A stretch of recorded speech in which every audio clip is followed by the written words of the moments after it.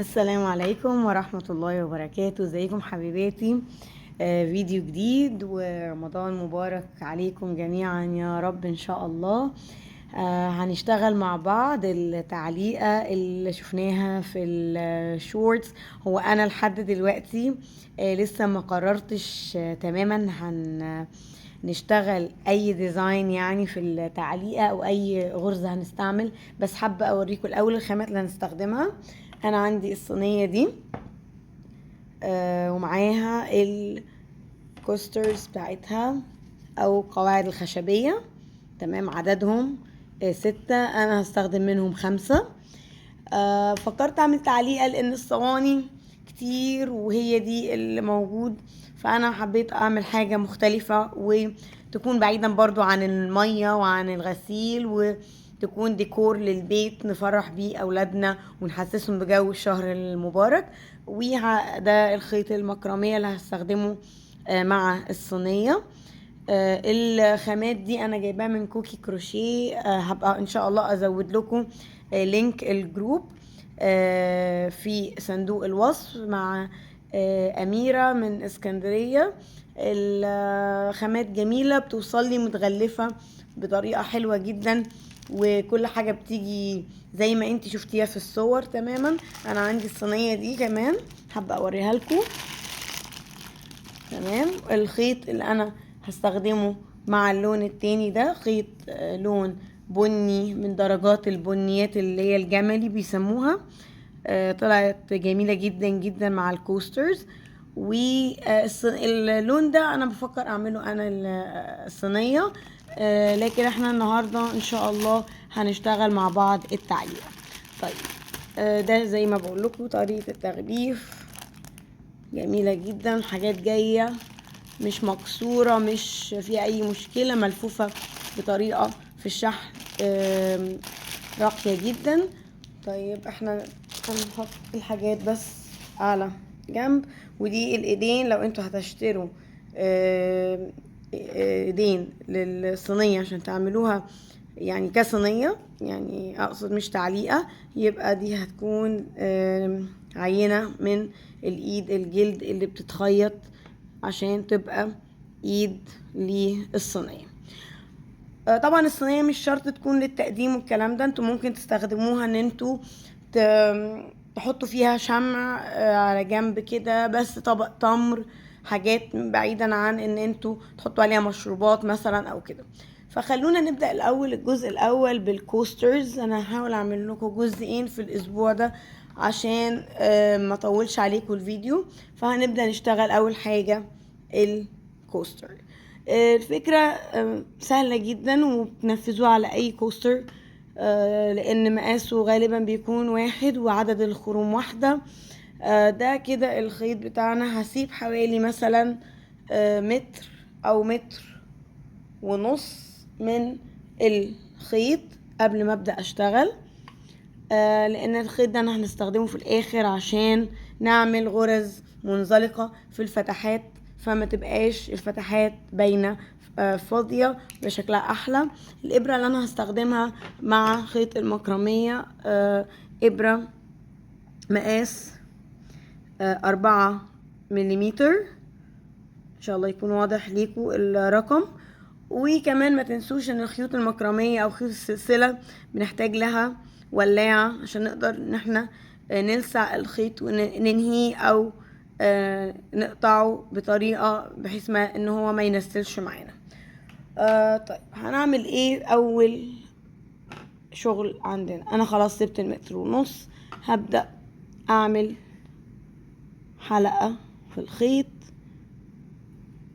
وادخل في اي فتحة واجيب الحلقة بتاعتي دي واعدي بيها الابرة. لو هي صغيرة على الخيط اللي عندكم حسب السمك طبعا تستخدموا ابرة اكبر، لو مناسبة خلاص تمام 4. لكن لو الخيط عندكم اسمك من اللي انا بستخدمه يبقى تستخدموا مقاس 5. طيب او 4.5. انا هعمل سلسلة عشان اثبت الخيط وادخل في نفس الغرزة مرة تانية اعمل اول غرزة حشو عندي. طبعا الشغل ده بيبقى عايز شوية يعني روقان، ما تشدوش على نفسكم وانتوا بتشتغلوا، عشان يعني الفكرة من الشغل ده ان احنا كمان نسترخي ونريح اعصابنا وننبسط بيه، مش ان احنا نعصب. فامسكوا الابرة كمان بالطريقة اللي تعجبكم. في بيحبوا يمسكوها كده، وفي لو الشغل محتاج تمكن اكتر فبنمسكها اكتر بالطريقة دي زي القلم يعني. اسف، على عكس القلم ده اللي كده زي القلم، لكن كده الطريقة اللي هي بتخليكم تتمكنوا اكتر من الشغل. هندخل نجيب الخيط ونطلع ونشتغل غرز حشو. في كل فتحة هعمل واحدة، واللي بعدها اعمل 2. يعني همشي ب واحدة فردي، واحدة تزايد، وهرجع ابص كده اشوف هل كده الغرز شكلها تمام ولا محتاج ان انا اعمل اكتر، لان برضو انا مش متأكدة من مقاس الخيوط انتوا هتستخدموها او هتختاروها كخامات. فخليكم انتوا ماشيين دايما في الكوستر بتاعكم ان انتوا تبصوا على الغرز مسافتها معقولة ولا محتاجين تزودوها. فانا كده عملت فردي، ودلوقتي داخلة اعمل في الغرزة او الفتحة اللي بعد كده. تمام، الفراغ اللي بقى مش فراغ، الفتحة اللي في الكوستر اعمل 2. هكمل الدور ده بالطريقة دي. تمام اهو، انا قلت لكم على مهلنا ان احنا لما بنعمل خلاص الغرزة الاولى بنيجي نعمل الغرزة التانية بيكون الفتحة شبه اتملت، فاحنا بنشتغل بمنتهى الهدوء كده عشان الابرة لا تضايقنا ولا الخشب يتجرح معانا. تمام، انا كده ماشية واحدة فردي، واحدة تزايد، واحدة فردي، واحدة تزايد. هخلص الدور كله بنفس الطريقة دي وارجع لكم عشان نشوف هنبدأ الدور التاني ازاي مع بعض. هي دورين فقط، وبعد كده نبدأ نستخدم الخيط اللي انا سبته في الاول ده، هقول لكم هنشتغل بيه ازاي. خليكم معايا. طيب انا كده هنا وصلت لنهاية الدور بتاعي. اللي انا هعمله دلوقتي ان انا هدخل في اول غرزة عندي اشتغلتها غرزة حشو. تمام اهي، مش الشبكة اللي انا شبكت بيها دي في الكوستر نفسه عشان ابدأ شغلي، لا، في الغرزة اللي هي الفي دي. هدخل كده تحت الحلقتين واسحب الخيط بتاعي واعدي بمنزلقة عشان اقفل الدور عندنا. بعد كده هطلع بسلسلة وادخل في نفس الغرزة دي الاولى برضو اعمل غرزة حشو. بعد كده هعمل سلسلة، بعديها غرزة حشو في الغرزة اللي بعد كده، وده هيكون شغل الدور كامل. بيدي كده زي كنار حلو قوي، شكله شيك للكوستر. ان شاء الله يكون واضح كده. عملت سلسلة وادخل في اللي بعدها اعمل حشو. انتوا ممكن تمشوا بدل سلسلة حشو سلسلة حشو تمشوا سلسلة منزلقة سلسلة منزلقة كمان، هتدي شكل جميل. كده عملت السلسلة، ادخل اعمل غرزة حشو، وهكذا لاخر الدور.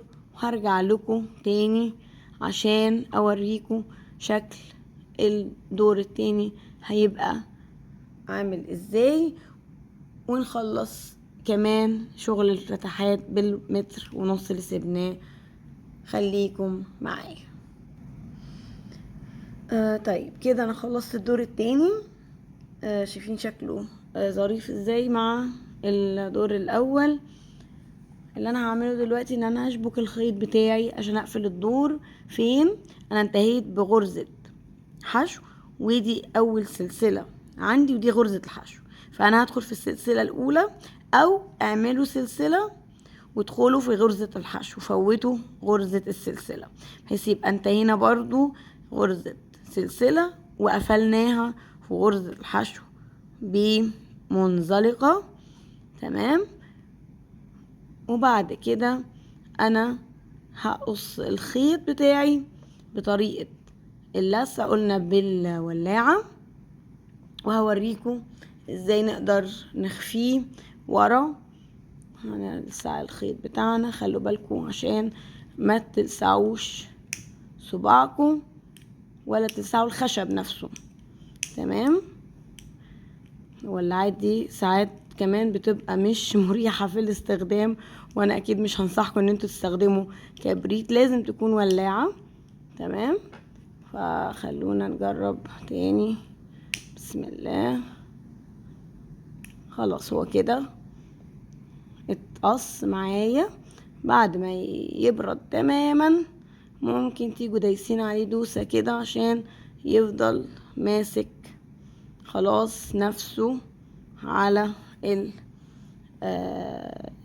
يعني اللزق اللي هو تحسوا ان هو ساح شوية، فخلاص بينشف بيلزق بيمسك بعضه. تمام، هنبدأ نشد الفتلة بتاعتنا وهنداريها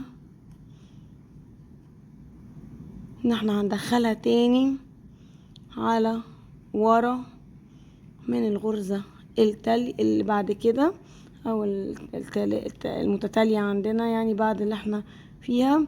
خدوا بالكم ان انتوا تاخدوا كل معاكم الخيط. شايفين انا هنا ده خيط على 3 فتل، فانا خدت فتلتين وسبت التالتة. لازم تبقوا متأكدين انتوا واخدين الخيط كامل على بعضه. تمام، وكده بقينا خلاص في ظهر الشغل، مش هيبقى باين خالص الخيط، لان كمان انا هعلقها على الحيطة فهيبقى ظهرها للحيطة. نبدأ نشتغل الفتلة اللي هي سبناها في الاول 1.5 متر. هنعمل ايه في الفتلة دي؟ هنبدأ ان انا هنا في المكان، اول مكان هدخل في اللي بعده واسحب الخيط من ورا، اسحب الفتلة شوية. هيضايقكم يمكن الشغل بتاع الدور ده لان اوريدي الفتحات فيها شغل.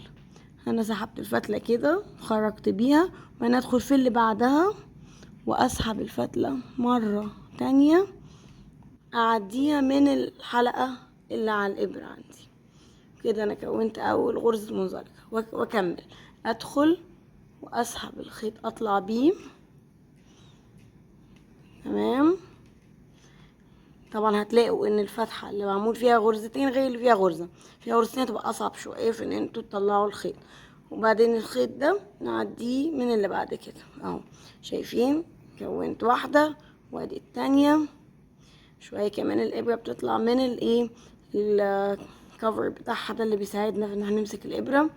فعشان كده بقول لكم ان انتوا تستخدموا ابرة المقاس المظبوط. انا ممكن كنت اقلل شوية استخدم 3.5 على اساس يبقى سهل معايا، بس برضو زي ما انتوا شفتوا لو انا مستخدمه ابره اقل شويه مش هتسحب ال3 فتل، لان ده خيط على 3 فتل.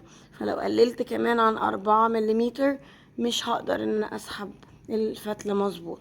انا هكمل كده شغل الغرز المنزلقه وانتهي هنا. مش هنتهي هنا، انا كده دي يعتبر اشتغلتها، فانا هنتهي عند الفتحه دي وارجع لكم عشان اوريكم ازاي هنقفل الشغل بتاعنا. طيب انا كده خلصت اهو، داير ما يدور. هشتغل الغرزة دي اخر واحدة عندي،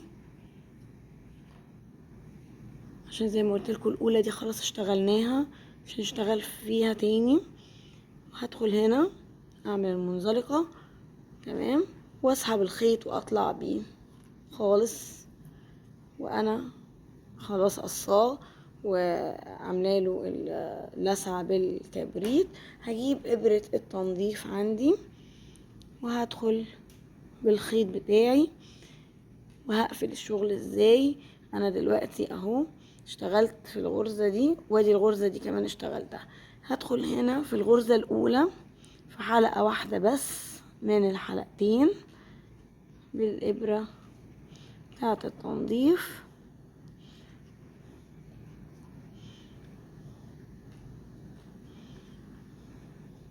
معايا الخيط بتاعي وارجع ادخل تاني في الغرزة الاولى، او مش الاولى الا اللي انا طالعه منها دي، وادخل ورا في الفتحة نفسها بتاعتها. ان شاء الله يكون واضح اللي انا بعمله اهو. اسحب الخيط كويس اهو وكده، وشيل الابرة زي ما انتوا شايفين كده. بقت الغرز كلها مش باين انهي واحدة البداية وانهي واحدة النهاية، كلهم غرز متصلة ببعض، داير ما يدور.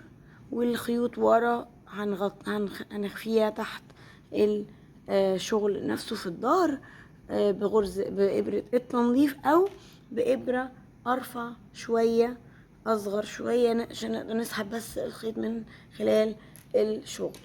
تمام، ده كده كان الكوستر بتاعنا النهاردة. ان شاء الله في الفيديو القادم نكمل شغل الصينية عشان ما اطولش عليكم، وكل عام وانتم بخير. السلام عليكم ورحمة الله وبركاته.